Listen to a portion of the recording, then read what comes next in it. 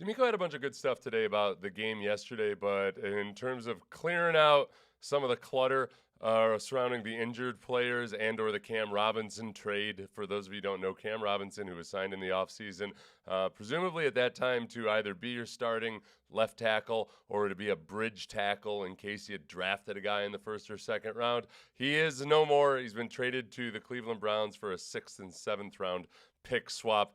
Ends up between him and C.J. Gardner-Johnson, ends up being about $16 million that you paid for a couple of guys that are no longer here going into week 5 of the regular season.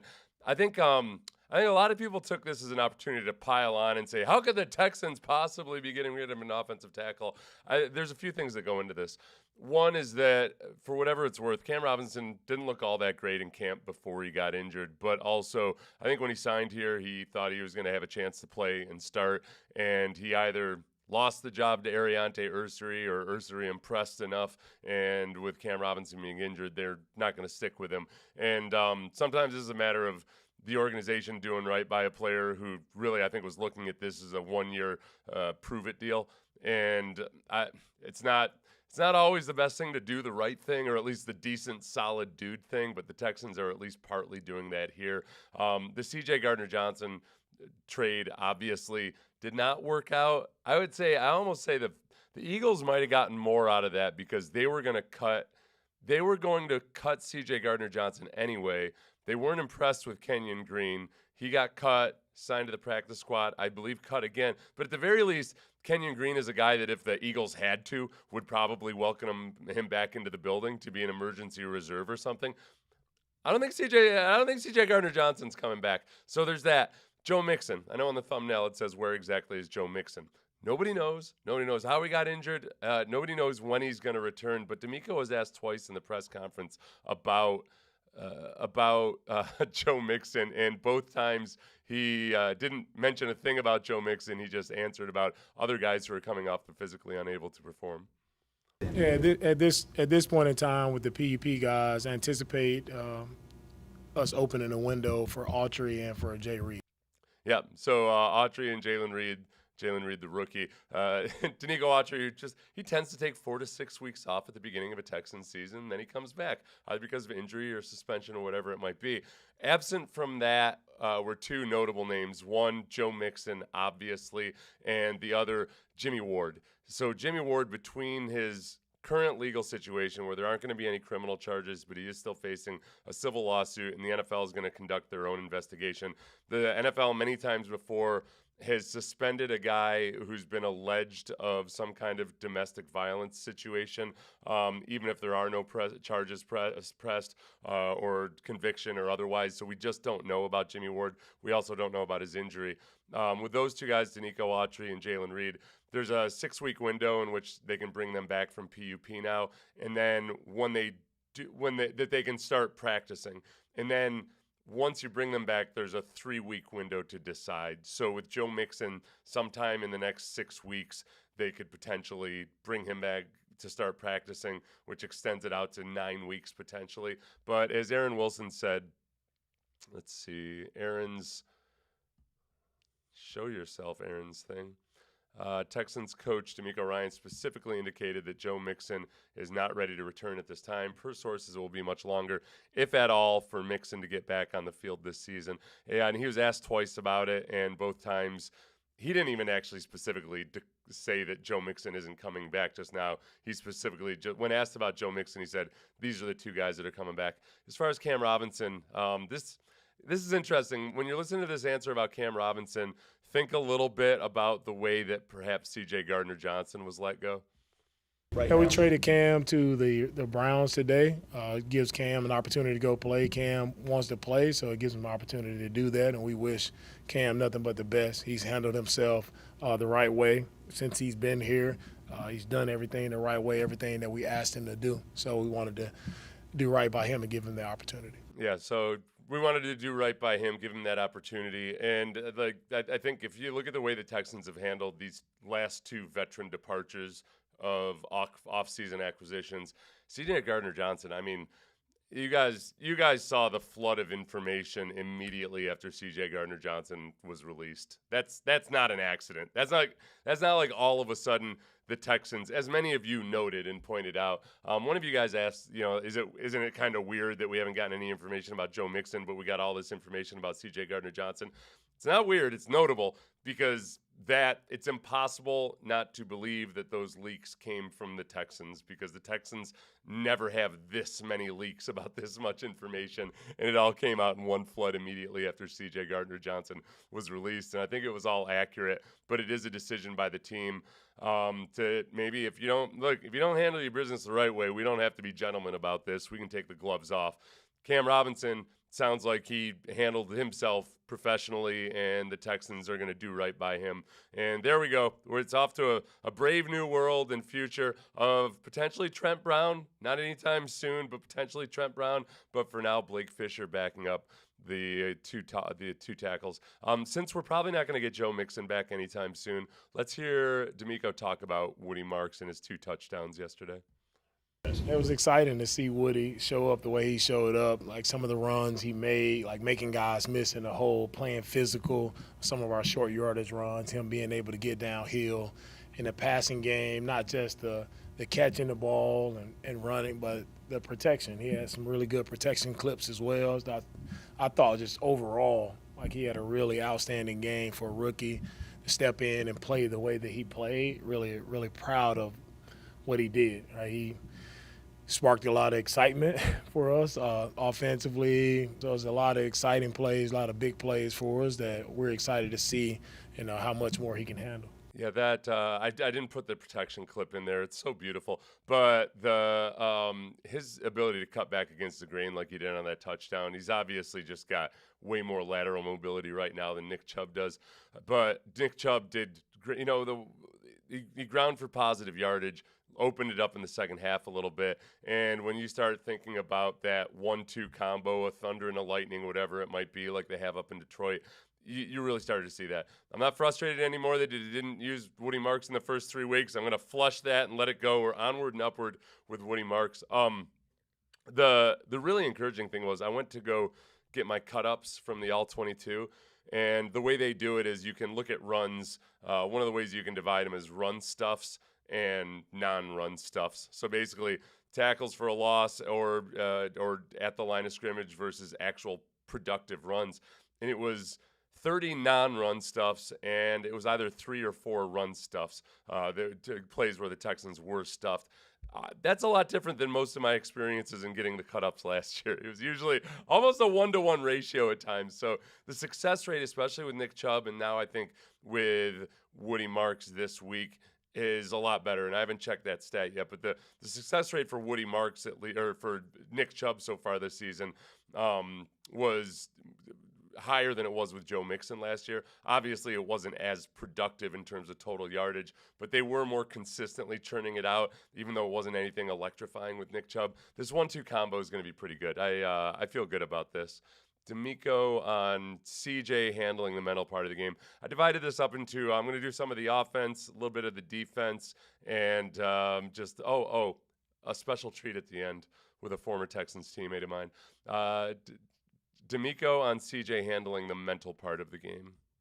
We had different alerts in the run game and the passing game, so he did a really good job of making the proper communication, going to the right spot with the football, but also in our run game, getting us in the right, I would say the perfect, but the best run for what we saw from their defense. So not just on that one play, but it was multiple plays in the game where CJ did a good job of communicating, and he made great decisions with the football. Right, protected the football well. Things weren't there. He was able to get out of the pocket on a couple to save some plays and gain some yards. So I really am pleased with his decision-making on yesterday.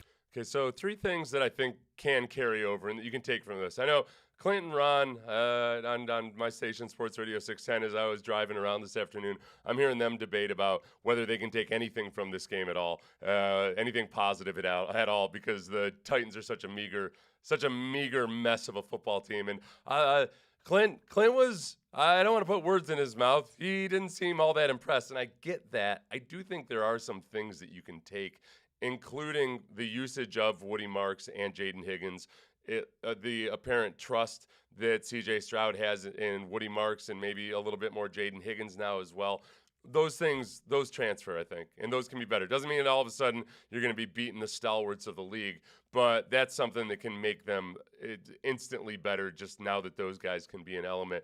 CJ and his command behind the line of scrimmage, I think there are a lot more times that it helped them yesterday than it hurt them.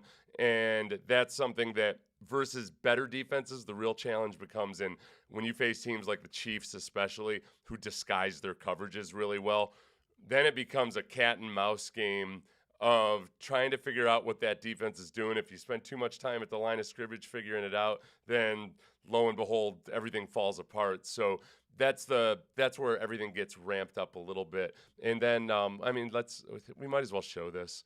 Why don't we just go ahead and show we'll show the Jeffrey Simmons sack again, just because I've got it on the all 22. And my God, if your goal was to keep number 97, the right defensive tackle, from getting a sack on this play, God bless you. You committed 4 men to the task, and there was no way in hell 97 was getting there. And not to mention, you see Ed Ingram and Titus Howard come on over. You got him? You got him? Really? Okay, cool. We got him. What happened to CJ? The notable thing about that play is that CJ made some checks at the line of scrimmage. And I've talked to people. I've tried to figure out exactly what was going on. I think they were running 2, possibly 3 different plays amongst them. It's clear that at least 3 of the offensive linemen thought that they were supposed to be going to their left. 2 thought they were going to their left. 3 thought they were going to the right. I don't know what the tight end was thinking. This is the downside of sometimes when you're making changes to the line of scrimmage and you're at home in a quiet environment. You're still going to get these screw-ups until they really hammer it down. They got to clean that up before they go up to Baltimore. We can talk about Baltimore all we want. We can talk about how bad their defense has been so far. This is one thing to know about Baltimore, and this has been an alarming or just a weird trend. If we look at Baltimore over the last 4 seasons, this is by True Media, 2022, one of the worst defenses in the league in the first half of the season. The second half of the season, boom. They're 4th best in terms of EPA. 2023, they were a good defense the entire time. Last year, and we know this, remember that Ravens game when people were looking at the league rankings of the defense and saying, well, they're really not that good a defense. I did my homework. I did my homework that week, and I could tell you they were a different defense at the end of the year than they had been at the beginning of this year. This year, Baltimore, as of the time of this article, was 30th in EPA. I think they're dead last in scoring defense right now. But I'm not. What am I going to do? Sit here and act like, well, they wait until midseason to round into form. They typically do. But there is also this. And I'm not getting cocky about this because it's the freaking Ravens, man. But these are the Ravens' injuries right now. Offensive starters, Lamar Jackson with his hammy. I've seen the line move pretty drastically today. Ronnie Stanley, and then the fullback, Patrick Ricard, who looks like a defensive tackle. But then, they were down 7 defensive starters by the end of that game yesterday. Van Noy's been out. M.I.A is on the IR, so I don't think he's even listed here. Marlon Humphrey got banged up. Nate Wiggins. M.I.A is there with his neck. And Broderick Washington. They're a suffering unit, but it's in Baltimore. Lamar Jackson, I think, is going to try his best to play football this week, and there's not a chance in hell you're going to catch me getting cocky about this game, which also means that if the Texans pull it off and beat the Ravens in Baltimore, with or without Lamar Jackson, I will piss off everybody. I will double down on pissing off everybody by getting ecstatic about that. Ecstatic about it, including Ron. I'll go in and I'll tell Ron and Clint, nope, I'm going to draw every single conclusion. The Super Bowl or bust. 7 Nations Army. They got 7 nations of injured people on their roster. But I not sleeping on Baltimore. Made that mistake before. Never get cocky about Baltimore or in Baltimore. One more thing about player personnel changes. I thought this was interesting because aside from the big throwback by Cam Ward when he had scrambled, the Texans, I think, did a better job of limiting the big plays versus an awful defense, yada, yada, yada. But DeMeco Ryans talking about keeping it clean defensively and used some interesting terminology. No, it's just guys just being in the right spot, right? No grenades. I call no grenades going off in the back. Nobody's running free. Everybody was disciplined. They were where they're supposed to be. Yeah, they're gonna make some plays. Good team. And Cam, he got out, threw the ball back across the field like we knew he could do. He made a nice play, but guys, they stayed with it. We kept pressing. Our D-line did a great job. We did a really good job in the run game, right? And then our D-line really caused havoc in the passing game. The guys covered really well today. Yeah, let's watch. Let's see. I don't have it. The whole thing about the D-line, and it's interesting this week too, is if, let's say hypothetically, Lamar Jackson plays and he has a miraculous recovery, they lay hands on him and all that stuff, and he's just super mobile. So far this season, he's been one of the worst players against the blitz, or one of the worst rated quarterbacks against the blitz. The Texans don't have to blitz because you have got Danielle Hunter playing the way he did this last week. Danielle's just really tearing it up this year, and you see the finesse moves. But remember when I talked to him in the offseason, he talked about putting on 5 pounds because he wanted more power, and like somehow on that already, like that's the power that he claims that he lacked last year. But his combo of speed and power and strength right now is just really humming, and obviously Will Anderson's doing really well too. But I've got one more to show you from former teammate of mine, Anthony Weaver. He's having a rough go of it down there in Miami as the defensive coordinator down there. But tell me if this does not get you amped up and going for life, football, anything. Because this is Weaver. When Weaver came up from Baltimore, oh, that's right, and he's a former Baltimore Raven too. So that's one extra reason to show this. When Weaver came from Baltimore, they had a culture in Baltimore that was all about, like, you better – oh, crap, I don't have it. Nope, I gotta give it to you guys because otherwise I'm a stupid liar.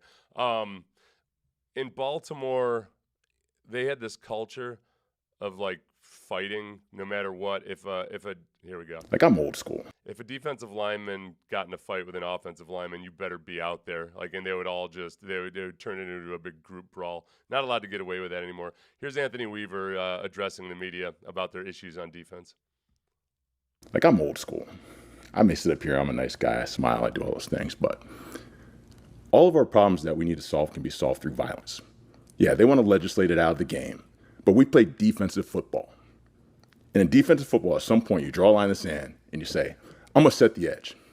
I'm going to stick my helmet under this guy's chin, and I'm going to set the edge. I'm going to violently take the ball away. And that's what we need to do. With a steely-eyed focus, with resolve, with resiliency, and we're going to stop people. And I'm determined, we're all determined for that to happen. All of the problems we have can be solved with violence. That's some Quentin Tarantino shit right there. When he was talking about getting up underneath the helmet of an offensive lineman, that one of our old defensive line coaches, our defensive line coach when Anthony first got here was Bob Carmelowitz, and he was all about getting the hairline of your helmet up underneath the face mask of the offensive lineman in front of you and just pop his head like a Pez dispenser. And it's that type of behavior is frowned upon these days against defenseless ball carriers and everything. But offensive linemen, they can defend themselves. So good for you, Weaver. I wish him well. I hope that's the kind of clip that's not going to age well unless they turn it around. But Weave's a good dude. So everybody go hit the old like-a-roo button there before you go, if you don't mind. And subscribe while you're at it. It doesn't cost a thing. You feel good about it.